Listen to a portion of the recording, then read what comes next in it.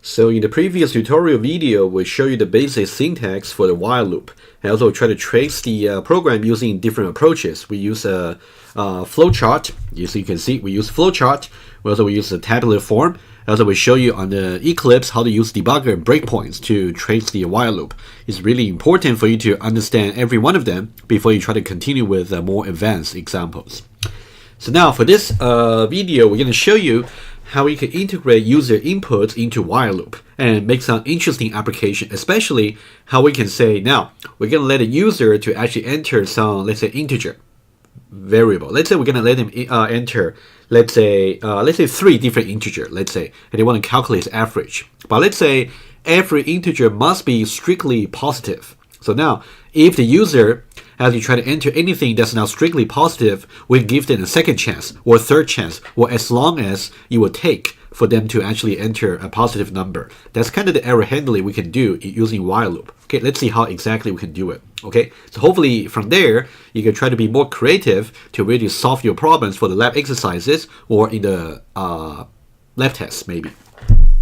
Okay, let's now create a new Java class, and as usual, let's do the Java program first and use the as a console application, understand the behavior first, and then we'll trace it using the different approaches. Okay, so now right click on the projects and then say new, and then Java class, and then let's say while loop app. While loop app. Okay, so that means we're gonna have some user input, very easy user input, just as an exercise.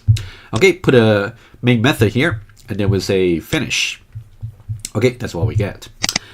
We're gonna get something very similar to what we did before. If you recall what we did for the for loop app over there, where we simply just get we try to calculate the average of 5 integer values, and then we try to do that using a for loop, right? So now let's make the problem even simpler.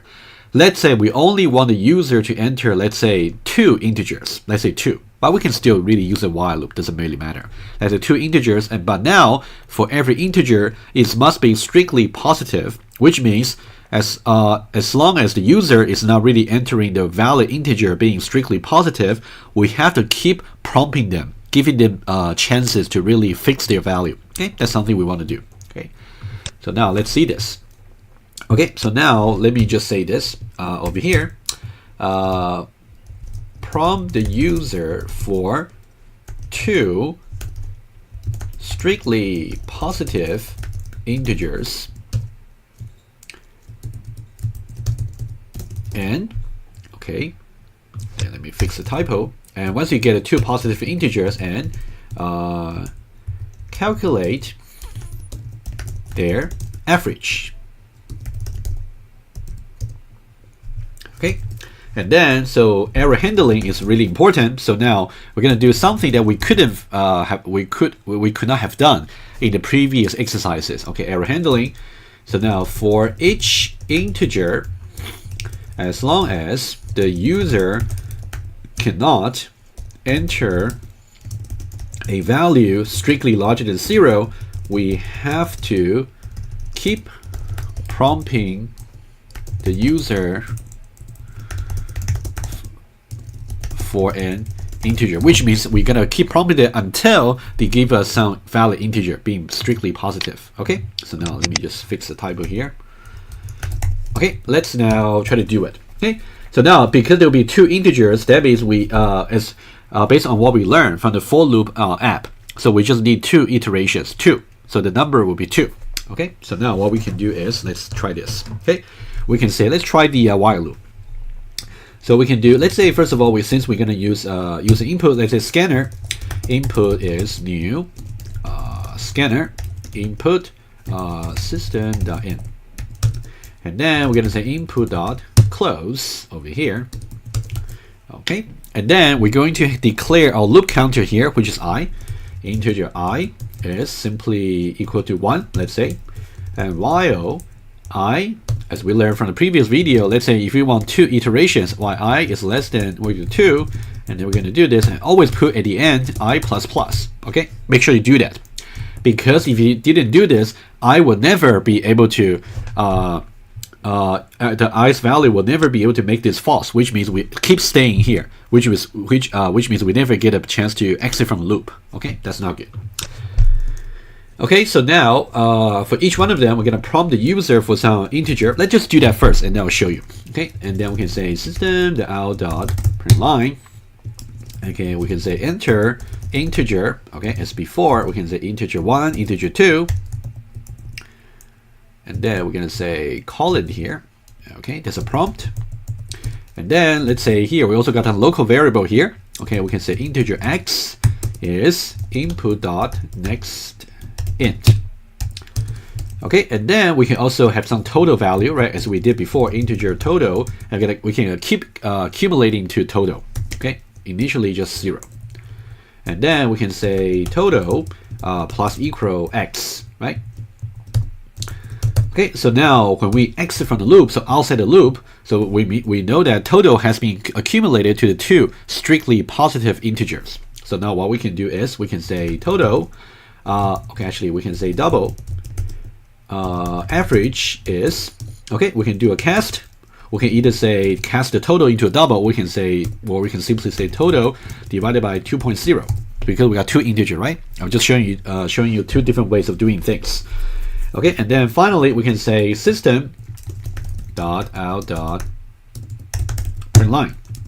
Okay, over here I can say average is, and then the average. Let's try to run this program here and see how it might go wrong. Okay, if you're lucky, if the user simply give you 2 strictly positive numbers, you will certainly calculate average accordingly. However, if they actually give you something that's not strictly positive, then at the moment there's no way to really warn the user about it and let them re-enter the the integer again. Let's try that. I will illustrate what I meant. So right click on while loop app and say run as Java application. Okay, now integer 1, let's say 3, integer 2, let's say 4, and then you got 3.5. Okay, that's good. That's a very good run because the user is behaving well. They enter 2 integers that are strictly positive. Okay, so now if I say over here, you know what? Let me just change the program a little bit, just make it even more explicit for you. Okay, let me just stop it. Okay, so enter a positive integer. Okay, that means every time you want to enter a positive integer. Okay. Okay, enter positive integer 1. If I say 3, enter positive integer 2, I say 4. Okay, 3.5. That's good. What if the following run? If I say run again, if I say minus 4, it doesn't stop me. Okay, it doesn't at least prompt me again to say, oh, the first integer is actually not strictly positive. You better try again. And enter positive integer, I say minus 9. Well, average is minus 6.5. You know, it's correct average, but remember we said that we must make sure for every integer that the user has to be entering strictly positive integer. If that's not strictly positive, we have to keep prompting the user to actually enter, to say, if they enter minus 4, we'll say, oh, I'm sorry, minus 4 is not positive. Try again for integer 1. If they enter minus 9, it will say, oh, I'm sorry, this is not positive. You got to try again, right? That's kind of the stuff we like to do for very useful console application. Let's try that right away. Okay, so basically, I'm gonna what I would do is we have the so-called compound statements, which means within a while loop, okay, as part of the body for the while loop, I can have another while loop, okay, which means for that particular while loop, inside this particular while loop here, is going to try to do some error checking for us. Okay, let's see how we can do it. Okay, so now I'm gonna make it very simple for you. So now what I would do is like this. Okay, we simply got something like this. So we simply have, okay, like this. Let's say if, let's say we simply read the x from user, and then we simply say if x is larger than 0, that's the valid input condition we like, right? But we're going to say if it is not the case that x is larger than 0, it is not the case that it is valid, right? We talked about negation previously in the class. We're trying to say that if it is not the case that the user enter input is not larger than 0, we're gonna prompt it again. Okay, and then what we would say is we're gonna say system.out.println. Okay, we'll say error. Okay, we can say that x plus is not larger than 0. Okay, and then we can say system.out.println, and we can say try again. Try again. And then, okay, so try again. So you can simply try again. So now we can simply reassign x to be another input on x in. Right? That's exactly what we're doing. So now notice one thing here. You can see that we declare the variable x outside the scope for this particular if branch. So you can think about the if branch over here. The scope for the body of the if branch over here is a subscope of this particular x over here. So it can be used. So we can definitely use x inside this particular if. Okay? That's why we can do that. Okay, so now we got this. We say if it is not the case, actually what we want to do is, rather than if, what I meant to say is while. It's even better. Because if you only say if, it's only going to tell, well, if you only say if, in this case, it's only, okay, let's say we enter -4. Okay, let's say we do that. If we enter -4, so -4 larger than 0 will just be false, and then not false will give us true. That means it's an error. So it's an error, -4 is not larger than 0, try again, and then we let the user try again. What if they enter -3 this time? If they simply say -3, it's just going to go into this line of code anyway, because if statement is just one pass. It doesn't really let you check the state condition again. So that's why while loop will be the way to go. Okay, that's why we did a while loop here. Okay, so now let's just try that and see how it works and why it works, and they're gonna trace it. So now let's execute the program again. Enter a positive integer 1, -4, error, -4 is not larger than 0, try again. If I say -3, error, -3 is not larger than 0, try again, right? You can try as many times as you like. As long as the user didn't enter a number that's strictly positive, they always have to try again until over here they enter something that's strictly positive, so that something that's strictly positive will make sure this part over here is true, and then not true will give me false. So which means I'm going to exit from this particular loop, and then we'll go ahead and try to accumulate the total, right? So let's try that. Try again. If I say 4 over here, now they will say enter a positive integer 2, right? Now for the second one. Now I can do the similar error handling for the second one. For the second one, I can say -9. They'll say -9 is not strictly positive, try again. -10, not strictly positive, try again. -23. Okay, even I can try 0, it's also not positive, right? You can see the user just had to keep trying, but it's a very robust program over here. We want to make sure every integer we read from the user before we try to calculate average, every integer must be strictly positive, right? So now let's say so 4 and 3.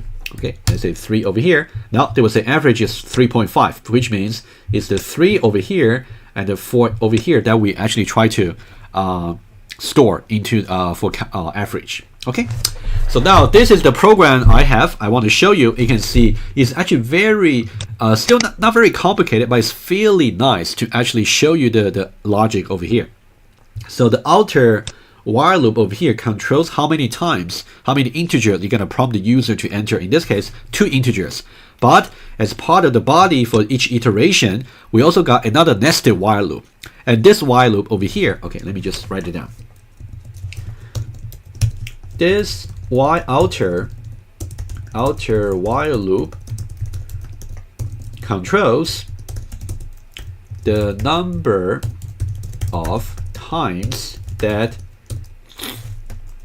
the user will be prompted for an integer.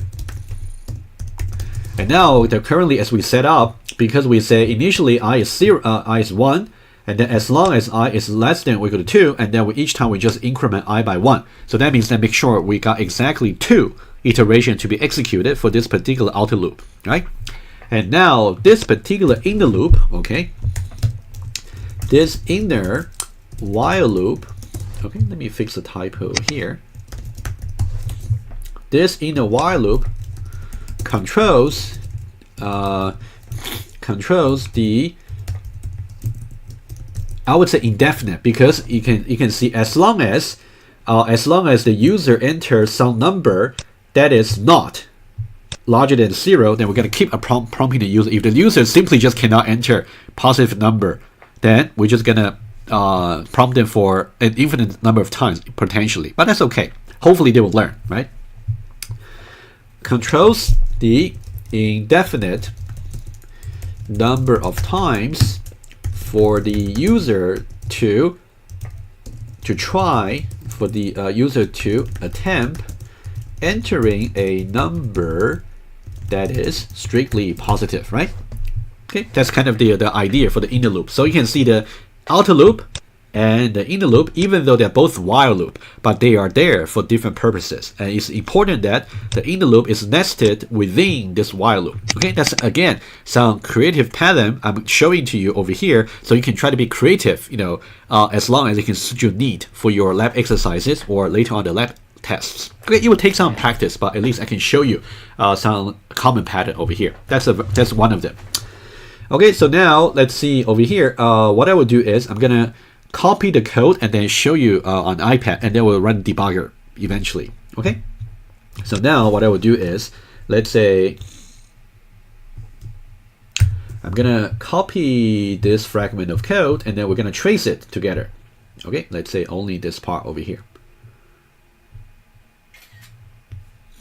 Okay, so now let's move on to iPad. So now I'm gonna simply annotate the code fragment directly to show you how the code will behave. Okay.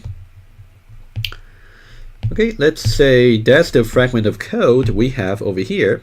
Okay, let me just make it a little bit bigger. Okay, just like that. Okay, so now let's see exactly what's gonna happen. And then at the same time, let's say we also got our console over here, right? So let's say this is a console over here. Okay, imagine that this is the console. Okay, that's a console over here.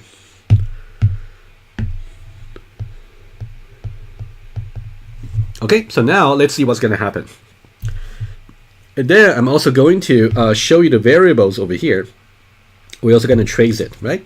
So now for line number 1, so now when we first execute the program, we're going to initialize I over here to be 1. So that means we have a box for I, which is 1. Of course, you can, when you run a debugger, you can see from the variables panel or the expressions. And also, total is going to be 0. Okay, total is going to be 0. Okay, that's these two lines. And then for the very first time, we say while, okay, right? There's an outer loop. And then what we're going to do is, we're going to say while I is less than or equal to 2. That means we're going to evaluate 1 less than or equal to 2 is going to give me true. Okay, that means we're going to execute the body of the loop line by line, the outer loop line by line, yes. Okay, and then we're going to execute this particular line over here. So it would say enter a positive integer, and then in this case I would just be 1. Okay, I'll just write it on the console. Okay, so now they would say enter. Okay, I'll make it a little bit briefer. Okay, enter integer 1. Okay, that's what the console would say. And then the user can actually now decide what to enter. Let's say the user enters something that's not positive. Right? Let's trigger some error over here. Okay, so now what the user would do, let's use green. Let's say the user simply enter -3. Okay, that means input the next int is going to be -3. And then x is going to store -3 in this case, right?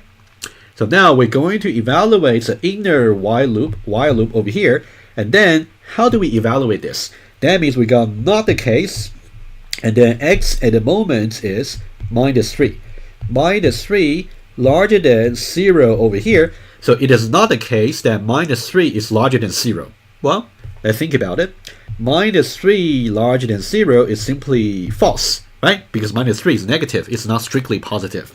So now, not false will give me true. So that means the whole evaluation over here is, okay, let me just circle it better. The whole evaluation over here is just going to be true. That means we're going to execute this line of code over here with say error. Oh, I just found a typo over here. Let me just do it quickly. Okay, so we're gonna say error, and then we say x, in this case is -3. It's not larger than 0, right? So that's what's gonna be from the console. They will simply say error. They will say -3 is not larger than 0. Okay, and then after that we're gonna go on to the next line and then try again. Oops. And then they would say try again. Okay, and then we're going to prompt the user for another input over here. Let's say the user didn't learn. They enter just another negative number. Okay, well, let's see what's going to happen. Let me use another color. Let's say pink. And now this time, the user is going to enter, let's say, -4. Okay, so that means -4 over here is going to be read from the keyboard. Okay, and then so that means x is going to be reassigned to -4. Okay. So now over here, and then you can think about it like this. Okay, something I forgot to draw. When we actually first try to initialize x over here, you can see x over here is simply just -3, right? Initially, right? That's what was seen from the previous one. And now x is reassigned to -4. Okay, just keep track. Okay, so -4. So that means we have to go back to the header of the while loop over here and then evaluate. So what do we evaluate? So now x will be just -4. So we're trying to evaluate -4 larger than 0, and it is not the case, right? Is that true or false? Well, -4 larger than 0 will give us false. It's negative, right? And then apply the exclamation mark, the negation will give us true. So that means overall, this will still be just true, okay? Still be true. So that means we have to still execute this line over here. So we're going to say error, and then in this case, x will just be -4. It's not larger than 0. Okay, let's just try that. So we'll still say error, and now in this case, -4. -4 is not larger than 0, and then we'll say try again. I'll expand the console in a moment. Okay, and then when we say try again, that's basically this line over here, right? So after that, we're gonna prompt the user for one more time. Okay, let's say this time user does enter something that's strictly positive. Let's say this time the user enter, let's say +5. Okay, 5. And then let me just expand the console a little bit over here. Okay. Okay, let me just expand it all the way until the end, so we got enough space for the rest of the run. Okay, can I just make it a little bit better over here? Okay, that's good enough. Okay, let's say the user enters enter 5 over here, so that means x will be reassigned. So that means over here we got 5 from the user, and x is going to be reassigned to 5. That means rather than -4, it's going to be 5 over here, right? And then at the end of the while loop, we're going to go back to and execute the header of the while loop again. So now what do we evaluate? It's going to be 5 larger than 0, and then we have the exclamation mark over there for this expression, right? You can see exclamation mark, and x in this case is simply 5. Okay, so now what do we have? 5 larger than 0 is going to be true, and not true is going to give you false. Okay, that means this evaluation over here is going to give you false. And what does that mean? That means what we bypass this particular while loop. So that means we'll go all the way, we'll skip that and go all the way to here. Okay, hopefully you can see that. So that means for integer number 1, we are safe. It's simply just 5. And then we have total plus equal, which is as if total is assigned to total plus x. In this case, x is 5 plus total, it will just be 0 plus 5, it will just be 5 after this line. And then we're going to increment I over here, I++, so that means I from 1 to 2. Okay, and then after this, we're going to go back to the beginning of the while loop over here, and then we're going to evaluate this expression again. So now in this case, we're going to evaluate 2 less than or equal to 2, which is going to be true. That means we still have to evaluate the body of the outer while loop once more. Okay, so now let me just do it orange. Okay, So now let's say for the second time, the user can simply enter some positive integer for the first time. But to see how the inner loop actually works, I will leave it to you, right? It's we already explained. So now let's say over here, we try to execute the first line over here.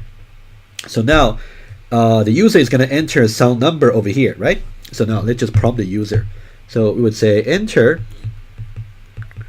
Oh, when you say enter over here, you can see that here the I value is currently 2. Okay, so now we're going to say over here enter integer 2. Okay, let's say the user is trying to enter something, right? They can enter anything they like. You know what? I really want to show you for completeness. Let's say the first time they enter something that's negative. Let's say they enter simply -6. Okay, if they enter -6, that means x is going to store -6, right? Right? That's going to be -6. So rather than here, it's going to be -6 over here. So -6, and then so we're going to evaluate this condition again. Okay, let me just write it down. It's going to be not the case -6 larger than 0, right? Exactly this condition over here, right? It's a little bit messy over here, but it's going to be this condition we are trying to evaluate, not the case x larger than 0. So what do we have? -6 larger than 0 is false. Applying negation, we're going to get true. So that means for this particular evaluation over here, we get true. Okay, so if we get true, that means we're going to evaluate this line over here in the body of the loop, right? So we're going to say error, and then in this case, you can see that x is simply just -6. So error -6 is not larger than 0, and then they will say try again. Okay, you will execute this line to say try again. Try again. Okay, and then let's try again. Let's say this time the user really entered the right thing. Let's say they enter 4. Okay, so now I'm gonna do what about red? Okay, so let's say this time they're going to enter another value over here. Okay, let's say they're going to enter 4. Okay, 4 over here. So that means x is going to store 4. So rather than -6, it's going to be 4, right? We can keep overriding the variable. That's really important for you to keep track. Okay, so now after this, we're going to go back to the beginning of the while loop over here. So what do we evaluate? Basically, we're going to evaluate not the case 4 larger than 0, right? For this particular expression over here, right? 4 larger than 0 is true. And then, not the case, it is true, it will give us false. So that means for this guy here, it's now false. That means the state condition is false, we bypass the loop. Okay, and then, so after this, we're just going to execute this line over here. Total plus equal x. X is 4, so total at the moment is 5 from the previous accumulation. So 5 plus 4 will be 9. So that means total will be accumulated to 9. Okay, so after this, total will just be 9, and the I plus plus is going to increment from 2 to 3. So now I will become 3, right? I will now become 3. And now we go, after this line, we go back to the very beginning of the outer loop. We're going to evaluate this state condition again. So what do we have? So you got, basically I is now 3. 3 less than or equal to 2 is going to give us false for sure. So that means at the moment it's going to be just false. All right. So that means we're going to bypass all the entire body of the while loop. We're going to bypass, right? Just bypass that. And then we're just going to now execute this particular line of code, right? Average is going to be total. In this case, is just going to be 9. So 9 divided by 2.0 is going to be 4.5 with precision. So that means 4.5 will be stored into as the average, right? That's why you will get average 4.5. Okay, so that's exactly how you will see. Okay, and then of course, eventually you will see there's another print line over here. So that will be average is 4.5. Okay, hopefully you can see that I try to really show you that.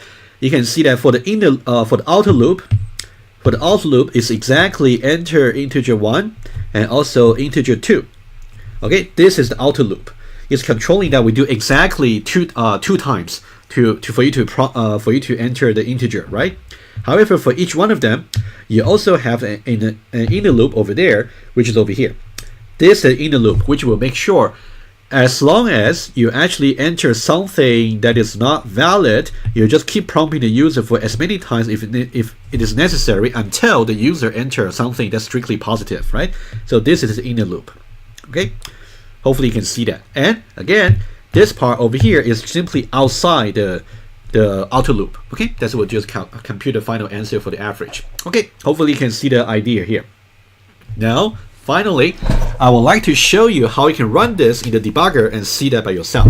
That can be a very valuable debugging technique you can pick up for your future lab exercises. Okay, because for the future lab exercises, you might have to run loop that's much more complicated than this. And how can you find issues in your loop? Debugger. That's the answer. So what I would do is I'm going to put my breakpoint over here, basically line number 1, right before I try to initialize I to be 1. Okay, let's run exactly what I have set up over here, so you see exactly what's going on. Okay, you will see the complete correspondence. Okay, so now I'm gonna right click on this while loop app, and then I'll say debug as Java application. Okay, so now I'm switched to the debug perspective. Okay, you can see the debug on the top right corner. Okay, so now I'm at the point right before I try to initialize I to be 1, so I does not exist just yet. If I go to expressions over here, let's delete all the previous one. Okay, let me just right click and say remove all. Okay, just clean up from the previous debugging session. Okay, so now let's have a look. So now if I say step over here, okay, make sure you do step over rather than step into. Step into would not make sense until we talk about methods later. If you say step over, you can see for the variables I is now 1. Okay, and then if you say step over again, you will see total over here is 0. Okay, so far so good. So now how does this outer loop state condition here evaluate into? So if I can simply say what's the value for I and what's the value for I less than or equal to 2. Okay, at the moment, because 1 less than or equal to 2 is just going to be true. That means we're going to go into the loop, right? If you say step over, yes. And then if you say step over again, we're going to say enter a positive integer 1. 1 over here, simply because if you look at the I value over, it's simply 1. Okay? Okay, hopefully it's getting more and more comfortable for you to see the debugger. Okay, let's say we do exactly what we did. So let's say -3. Okay, if I enter -3 over here, enter, and then I can say step over. You can see now, if you move your mouse over, x is now -3. You can also see that from here, x is -3. So now, how do we evaluate this particular state condition? I'm going to break it down for you, okay? So now, you can go to expressions over here. First of all, let's see what x is. X is -3. And I can say x larger than 0 will be false, apparently. And what about not the case, x is larger than 0?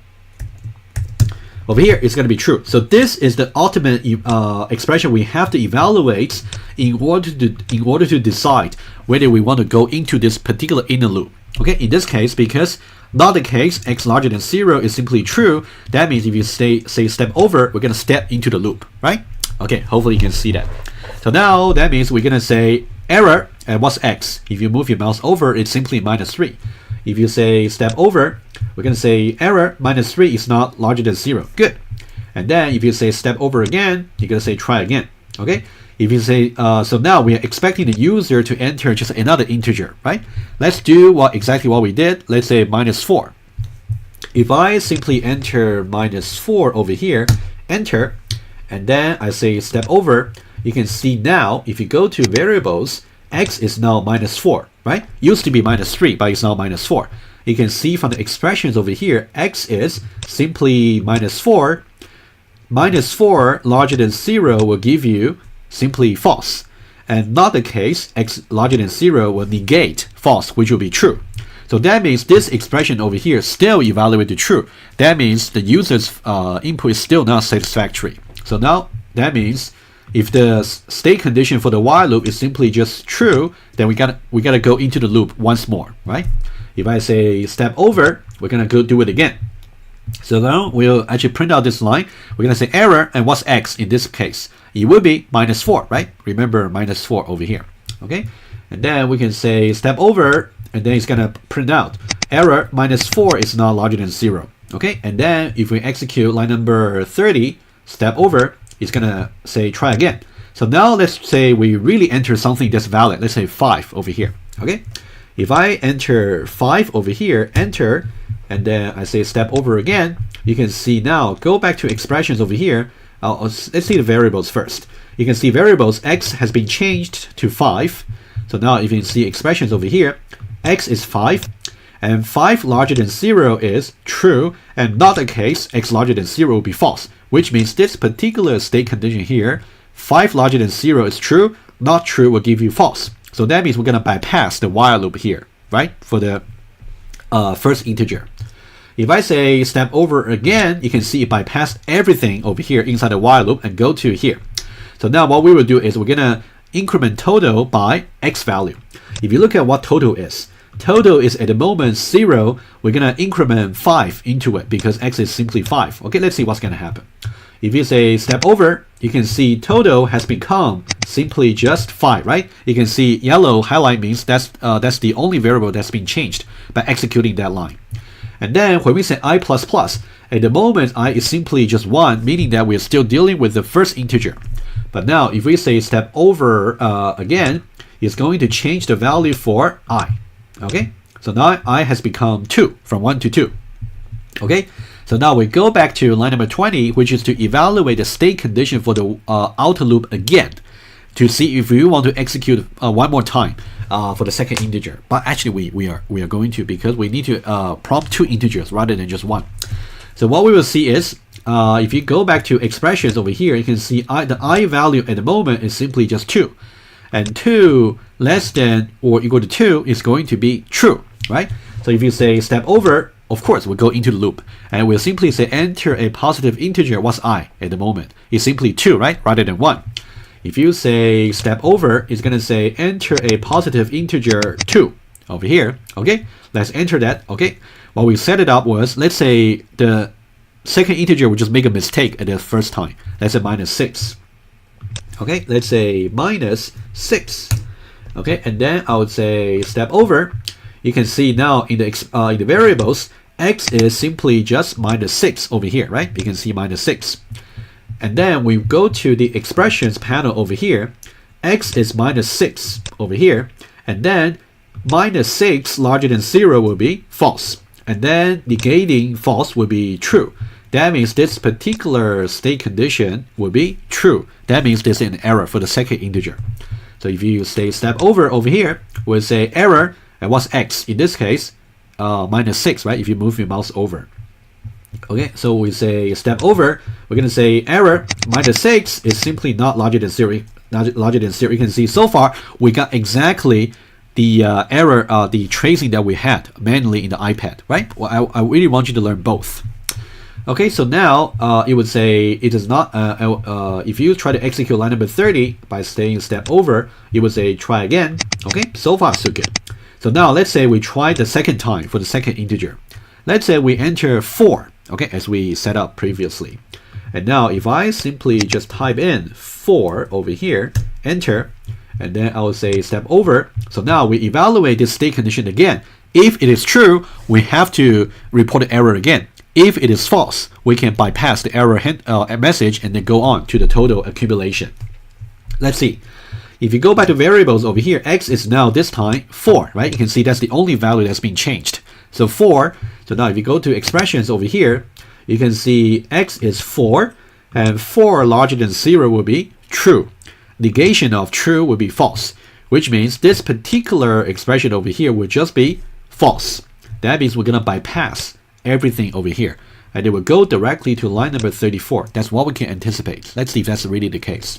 And then you say step over. Yes, we go to line number 34. So what will we do over there? You can see the variables over here. At the moment, total is simply 5. Okay, from the previous accumulation for the first integer. And x is simply 4, the second integer. So we're going to accumulate 4 into 5. So if you say step over, you will see that total has become 9. So that's the total so far. And then I would be, at the moment, I is simply just 2. And then we're going to increment that at the end of the while loop.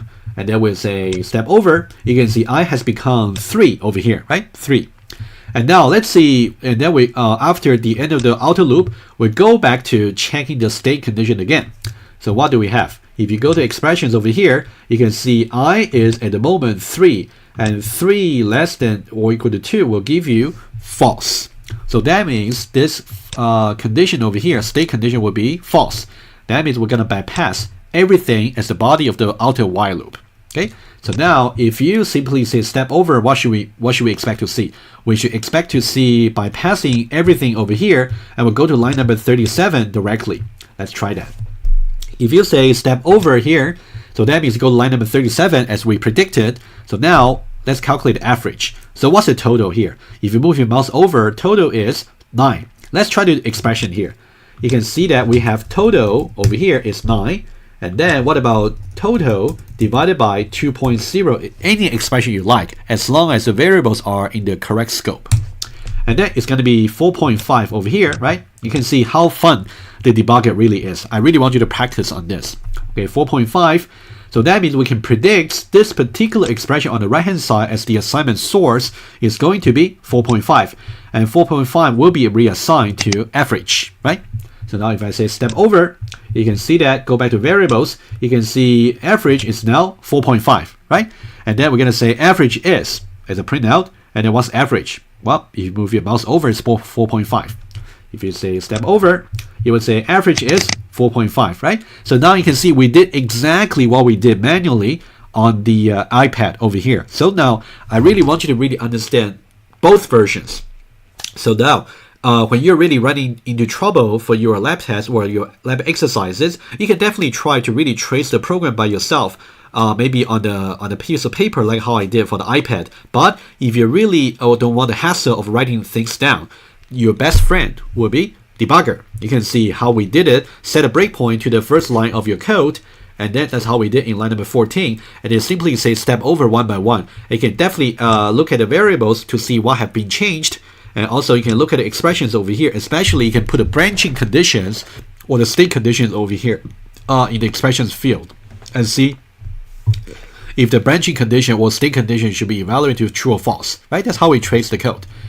Okay, so that's about using debugger. Let me just, before we end the tutorial video, please make sure you click on stop button here to terminate the debugger, and also you can switch back to the Java perspective by clicking on the top right, Java. Okay, so now what we have seen so far, we have seen the basic syntax for for loop, while loop. Also, we have learned about how to use breakpoints, debugger, especially in the debugging perspective. You can use the variables and also expressions panel to really see what's going on. Again, the very idea about debugger is like this. Since we have seen so many examples, it's really about this. When you simply got a fragment of code like this, you got a series of lines of code, you simply set a breakpoint somewhere in your code, and then you let your execution flow pause over there at the runtime, and then you can simply just step over, like what I have illustrated over and over, just step over one by one. For each line, you can simply compare the variables and also expression to see if everything is actually still within your expectation.